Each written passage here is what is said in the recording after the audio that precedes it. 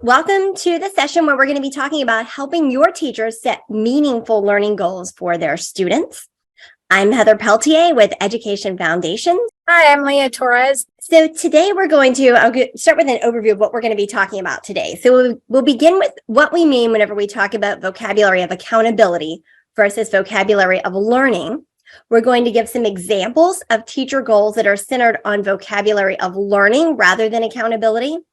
And we're going to talk about the process and some resources for implementing learning-centered goals with your teachers. So this is what teachers' goals often look like. So you'll see things like at least 85% of my students will be making learning gains this year. All of my students will score at or above 50th percentile, and 90% or more will score at least level 3 on that state assessment.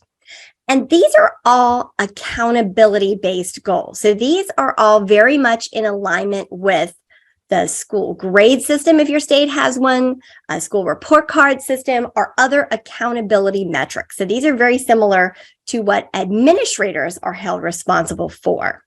These are centered in that vocabulary of accountability versus vocabulary of learning. A couple reasons why this happens. So first of all, district and school administrators are held to those accountability goals by the state, by the board, by the stakeholders, right? There are expectations in place of how students as a whole are going to perform at the school or at the district. And these are those accountability type goals, those higher level goals. Administrators then turn and ask their teachers to align their student learning goals to those administrator or school-wide goals. And many times this happens also because administrators are former teachers who went through that process of goal setting with their administrators, and that is how they were shown to set goals. So they were taught, when you're setting goals, you need to use this accountability vocabulary, because as an administrator, I need to use that, and I expect that from my teachers. And I can tell you, whenever I was a teacher, that is a way I was taught to set goals for my student learning. It was very much centered in this. What is that outcome on that state summative assessment? So why doesn't this work? The problem with this is that these accountability goals really don't work at the teacher level. And the reason they don't work is that they're not instructionally actionable. So in the wake of the pandemic, we know that we have a teacher shortage. Because of that shortage, we have a lot of new and alternative certified teachers, and they don't understand that alignment between how the students are performing on the state assessment and what's happening in their classroom instructionally. So they set these accountability-based goals, and they might hit the mark, they might miss the mark, and they're not sure why, and they're not sure what to do next. It doesn't resonate with them from an instructional standpoint. They are not seeing that clear connection between their classroom and these accountability-based goals. And then because they don't see that uncertainty is increasing their stress, their frustration, and then contributing to this wave of teachers we have that are leaving the profession really early, or doing that quiet quitting where they're like, you know what, I'm doing my best. It's not working. We're not making these marks.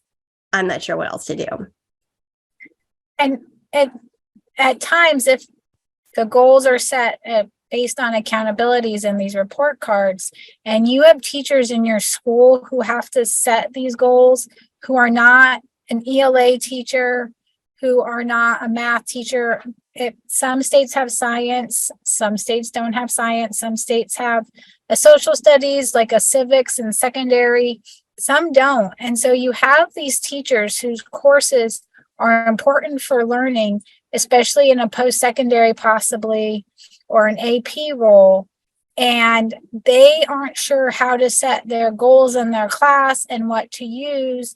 And the vocabulary coming from the administrators doesn't match really what they do in their class necessarily, or they don't see the tie of it. And there may be some ties, but by making a teacher set a goal based on accountability, you also lose subject areas that also need to be setting goals and also need to have a focus on learning of their subject for future classes. You can't, if you are at a high school level and you have a Spanish 1 to AP, Spanish AP, the students need to be learning Spanish 1, Spanish 2, Spanish 3, so they can get to AP Spanish. And so these goal settings and relating it back to learning as opposed to accountability is really important for the student to get to where they possibly need to be successful in these upper level classes as well. So when you're reflecting on your teacher's goals, their goals for their students' learning, I mean, we're going to talk about some of the things that you might see, some evidence that you might see that's indicative of vocabulary of accountability versus vocabulary of learning. So you'll know you're using vocabulary of accountability with your teachers for their goals if they're all centered around state accountability or school grade type metrics. If they're similar to administrator goals. The administrators have a really different perspective than teachers. You have to look at that data for your school or for your district at that higher level. You have to be able to pull back and look at that. Whereas they're in there on a really granular level, working one-on-one with the students as they're thinking about each student's learning. And so if you're seeing that teacher goals are similar to the administrator goals, then you're going to notice those goals are disconnected from curriculum and instruction, what's happening in their classroom. They're not instructionally actionable. And they're focused around specific subjects. So as Leah pointed out, you're going to see these goals that are really centered around the assessed subjects. And that part of the problem with that is that it really is less relevant for those teachers. It's really hard for a social studies teacher then to see, okay, well, how am I going to impact my student score on the reading assessment? And so these are really indicative of vocabulary of accountability. In contrast, when we look at vocabulary of learning goals, these goals are centered around the big ideas of the course. These are grounded in the standards and in classroom instruction, and they are instructionally actionable because of that. These goals are vertically aligned and easy to incorporate into that continuous improvement process. And we're going to talk more about this later, and we'll actually look at some examples of goals that use that vocabulary of learning. But when we think about vertical alignment, it's important to think about that progression. So how are students being prepared to move up to the next course? And this might be across teachers. So if you have a content area like language arts or math or science, you definitely have multiple teachers teaching that. Or it might be within a single teacher. So let's say it is a Spanish course that Leah gave us her example earlier. You might only have one Spanish teacher, but that Spanish teacher would be teaching multiple levels or multiple grades and still needs that vertical alignment to make sure that students are getting to where they need to be in order to be successful on that outcome measure, which would be the ultimate goal would be their AP course. And so because they're centered in that vocabulary of learning, these goals are applicable to all subjects because all subjects have state standards and have learning goals for students.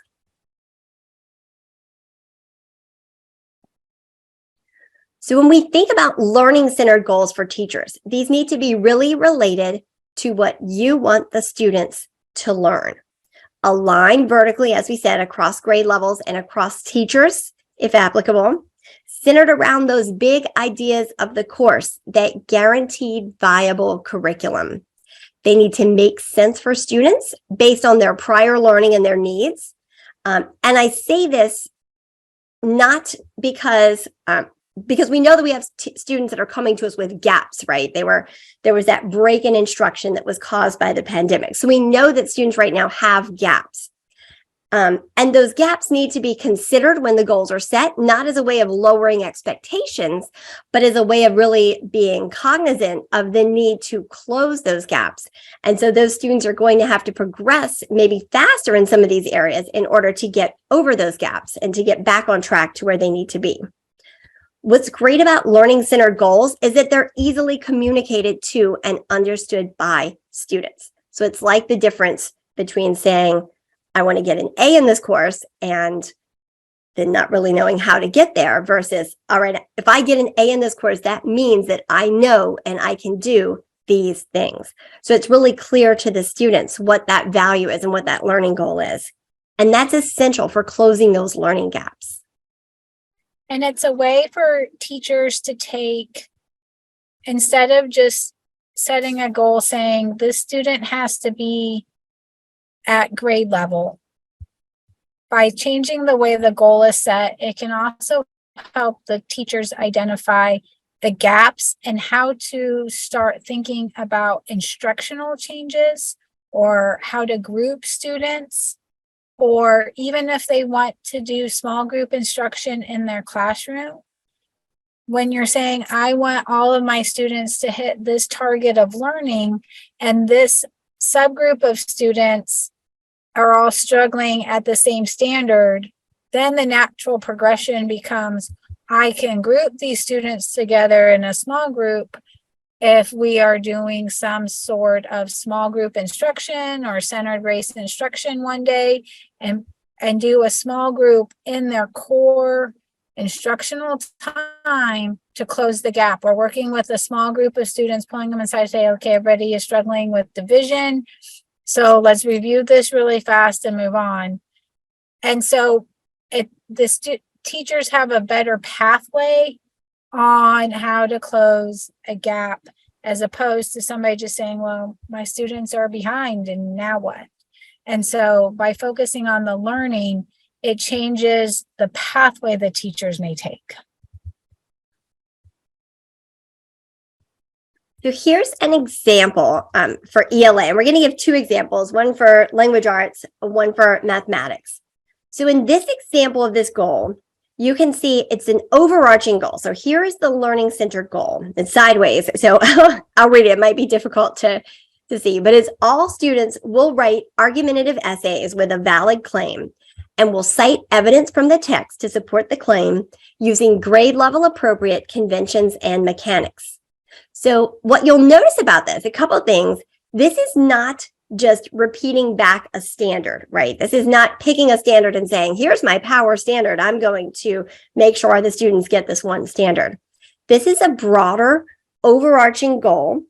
And this goal is then aligned to the standard. So here come the state standards, and the standards include things like composing argumentative essays that include precise claims, organized claims, and evidence, using precise grade level vocabulary to clearly communicate ideas. There are some punctuation standards, and then standards about using quotations and summarizing findings following a consistent citation style to avoid plagiarism.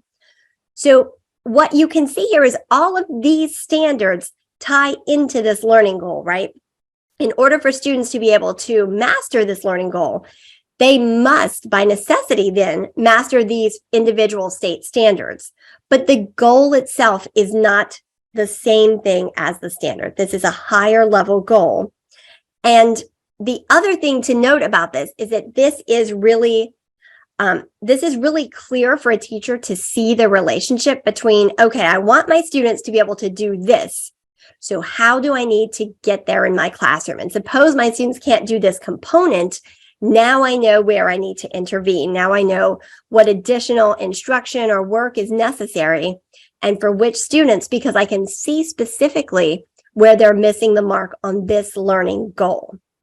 And because it is aligned to those standards, it's also very well aligned to any state assessment. So if your state has a writing assessment, a writing component of your ELA assessment, then if your students can do all of these things, can meet this goal, they're going to be successful on that writing assessment because this is a very standards aligned learning goal. And it helps, especially with your newer teachers and your alternative certification teachers, which I know are very prevalent in some places.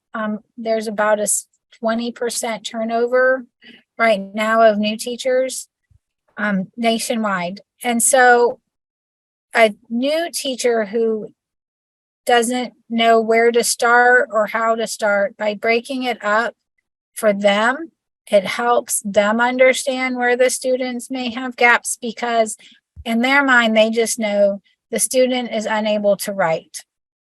It's hard for me to pinpoint what that means, but I know there's issues with their vocabulary, there's issues with their grammar, but it also might help them pinpoint what's on grade level, what's above grade level, and what's below grade level. Because remember, new teachers coming in and alternative certification teachers haven't been trained in the standards before for your state. So they are just going off of what they did in the past. And as standards change and as grade level expectations change, this is a way for them to map out as well. This is my goal. This is what I need to teach to reach my goal. This is what my students need to learn. And they have a clear map as well, which could be a struggle really with all of the new teachers that you may have at your school. Right. And here's another example. This one's for mathematics. So in this one, the goal, again, the goals went off to the side. All students will describe the context of the data using the shape of the data and use this to determine an appropriate measure of center and measure of variability. And then here come the standards that this is aligned to. So in order for students to be able to succeed in this goal, they must be able to do the standard level work. So they must be able to display that numerical data in plots on a number line. They must be able to summarize those data sets in relation to their context by reporting number of observations, by giving quantitative measures of center and variability and describing the overall pattern. They must be able to summarize those numerical data sets in relation to their context by relating that choice of measures of center and variability to the distribution of the data. So in order for them to be able to master this goal, they have to be able to do all of these things from the standards. So just like with the ELA, when this is we just want to give another example in a different content area of how this works.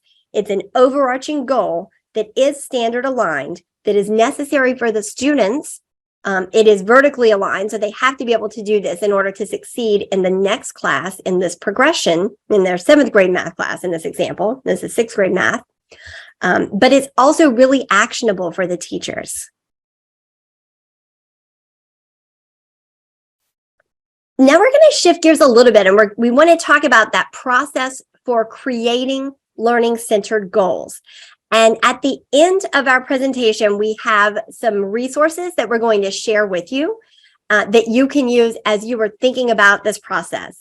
So we will be sharing all of those resources once we get to the end of the presentation. But here's that overall view of that process for how to create the goals. So when you're having teachers create them, we strongly recommend having your instructional coach, your lead teacher, or your content specialist, someone who is familiar with the content and or familiar with at least the process for doing this. So how to do this, facilitate that teacher group. Because what happens a lot of times is if you get a group of teachers together and ask them to create those goals and say, okay, go in and identify your guaranteed viable curriculum, your power standards, let's find those learning goals for students, what you'll get back is a list of standards. Sometimes it is a curated list of standards. So, okay, here are the standards that represent the major content. But that's not what this is. You can see in the examples, it's not just repeating back the standards. It's actually a higher level learning goal. And so it's really important to have that support and that facilitation as they're going through this. Have them identify 4 to 5 non-negotiables from the curriculum. So you may have heard these called power standards, that guaranteed viable curriculum.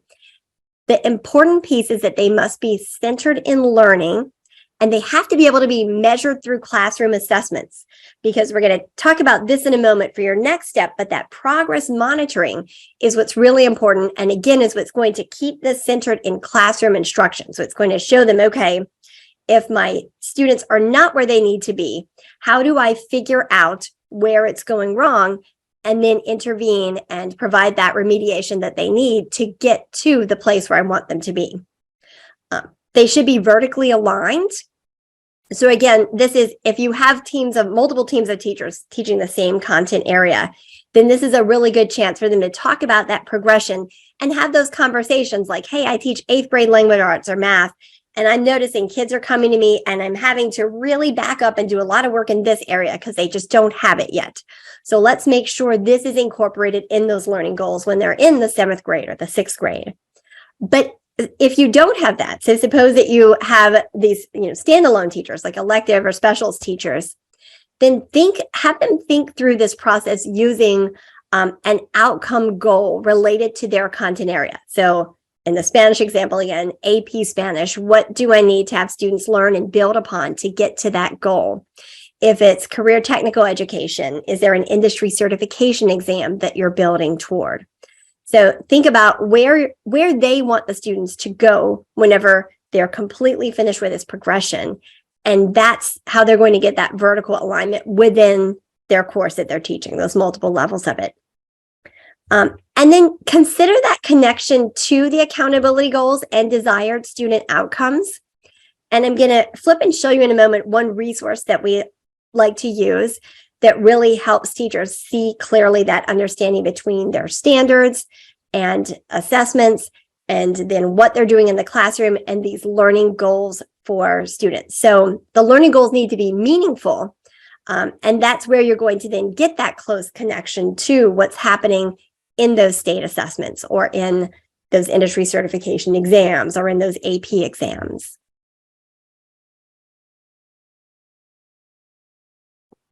And this is one resource that we like to use whenever we're working with teachers to really help them visualize this.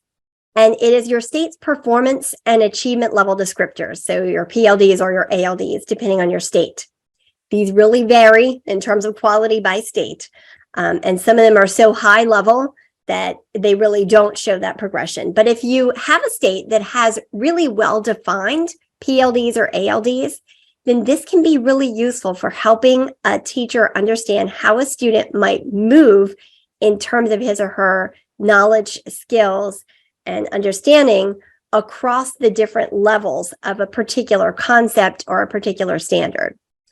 So in this example, we have, level 2, a student who's at level 2 performance could identify the values of the digits in these different places as we're thinking about place value. But then in level 3, they could express that a digit in one place represents 10 times as much as it represents in the place to its right. So they have a deeper and richer understanding. And then as they move up, they can express how the value of a digit will change if it moves one place to the left or to the right. So what's nice about ALDs, PLDs is they can really see how maybe a student begins here, and then let's think about how we're going to shift them to this level of understanding. And then how, once I'm finished with that, can I shift them to this conceptual level of understanding?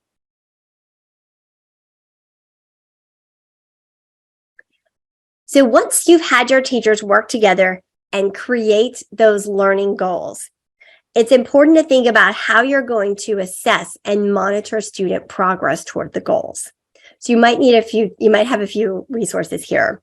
You may have benchmark assessments for your school, and especially if this is a state tested subject area or one that is really closely aligned to the benchmark test, these can be helpful.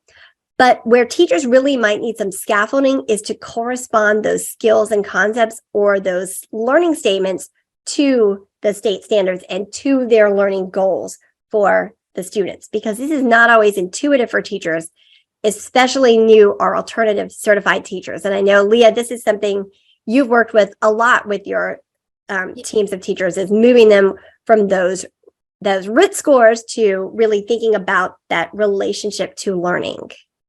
And what do I need to work on if I have a goal or the student has a goal to improve a score? Looking at instructional bands and having the teachers look at the instructional bands and then look at student work to compare what is the instructional band telling me, especially if it's a mid-year or you've covered that subject area and you notice that the students didn't get fractions and now you're moving on to decimals. There are places where you could do a spiral review at times to bring the students up or pull a group before you go into it. If they already are struggling with division, they're going to struggle with fractions, they'll struggle with decimals. And so pulling those small groups, but on instructional bands, if they're very broad or the teachers can't align them very well to what the standards are from the state, sometimes they need a crosswalk and they need a discussion. And so that's something that as we do a lot of work with is creating this crosswalk and saying, what does it mean? And what does this band mean? I know they're low in this. And then what do I do in my classroom to support that? And what can I build into instruction that is a helpful review if necessary?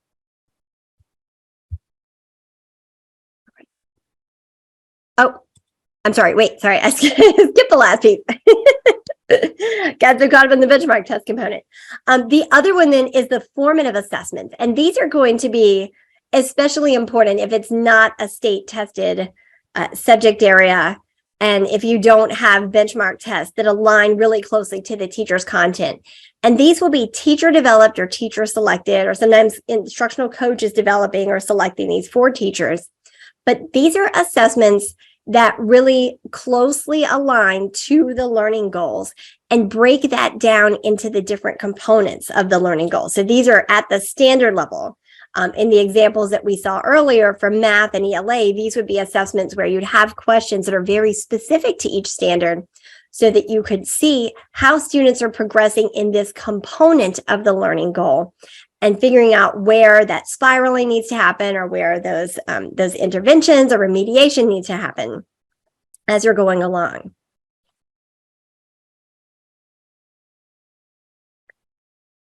And then after you've thought through what assessments are going to be used, how you're going to monitor and measure that progress, it's monitoring that progress toward learning goals and adjusting instruction. So this is part of that continuous improvement process.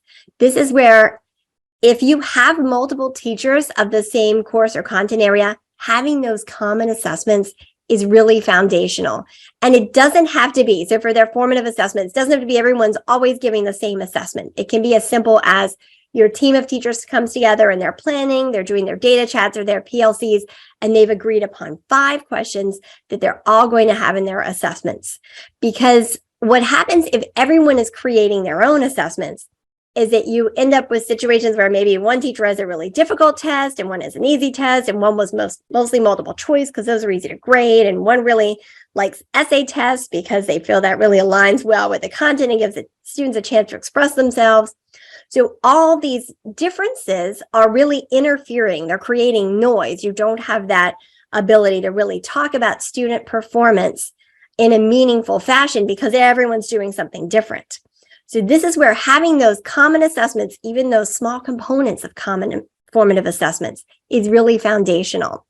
That's what's going to help those teacher discussions really center around student learning and areas in need of growth, because they're able to talk about student performance without all these other things being in place, like, well, mine did well, but maybe it was because of this, or maybe it was because of that, or maybe I made an assumption that my kids are doing better on this standard than yours because they did better on the test. But actually, if they were to be given the same measure, maybe my students are really struggling a little more in this area.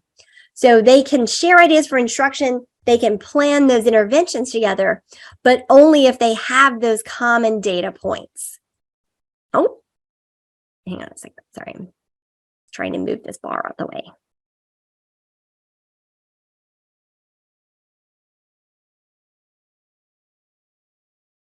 All right. Sorry, I'm having issues with there it is. And then teachers need support from leadership to effectively discuss their data and plan those next steps. So one of the other big issues that we see happening is when leaders give teachers time to plan together, they give them this PLC time, they give them data chat time, they have department meetings, and they say, okay, take your data and go with it, and now talk and plan. Teachers really don't have sufficient training for the most part on this, especially again, if you have new or alternative certified teachers. So they need lots of support and guidance. This is where that coaching role steps in.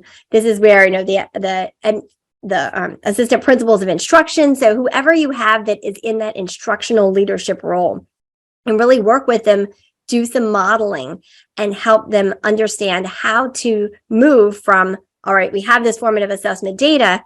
Now, what do we do with them? What does it mean in terms of our instruction?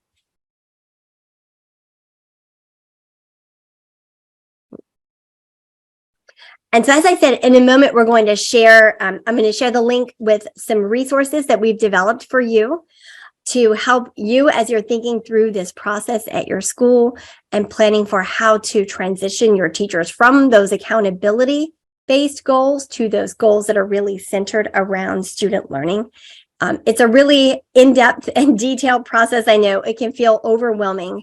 And so if you are feeling overwhelmed by this, please reach out to us. We are happy to set up a free consultation, a complimentary time just to sit and talk and think through what might be going on at your school and help you come up with a plan and figure out ways that maybe we could plug in and support, and if our supports would be a good fit for you. So please reach out to us on our website. If you look at our services, there's a link. You can just click that, fill it out, and we would be happy to set up a time to talk with you. We have lots of different ways that we can support. We offer individualized professional development, training, and coaching. I know both of us have been in positions where we've worked with some larger vendors a lot of times that are doing these trainings or PD, and they come in with a canned system that may or may not be working for your specific school. And it's really a struggle to make that work and to figure out, because every school has its unique circumstances. So we know that all schools, you have the same elements, right? You've all got teachers and you've got textbooks and you've got curriculum and you've got devices, but how that looks at your school, how that plays out, what the culture is, what amount of resources and training, all of that is going to be really different.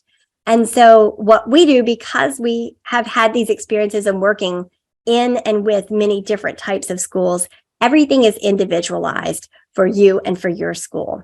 So we love providing PD that's individualized for educational leaders and for your staff.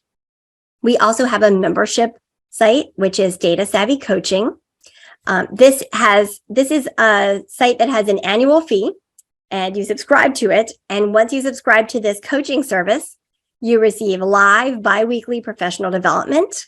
There are live biweekly group coaching, ask us anything sessions where you come in and we talk you through what's going on at your school. So we provide you training and support.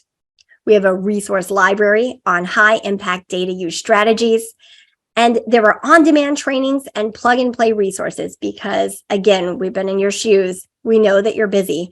And so our goal is to save you time while also really helping you drive that culture of data-informed instruction at your school using those high-impact strategies.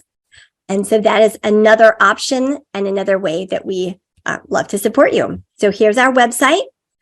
And you can go into the website and schedule a free consultation. Again, if this is something that is of interest to you and you want to dig into this a little bit deeper. Today, I know it was a little bit of a fast overview and higher level because, again, we know every school is going to be different. So if this is something you want to dig into, we're extremely happy to talk to you. We'd love to set up a time and let's talk one-on-one and think through this together.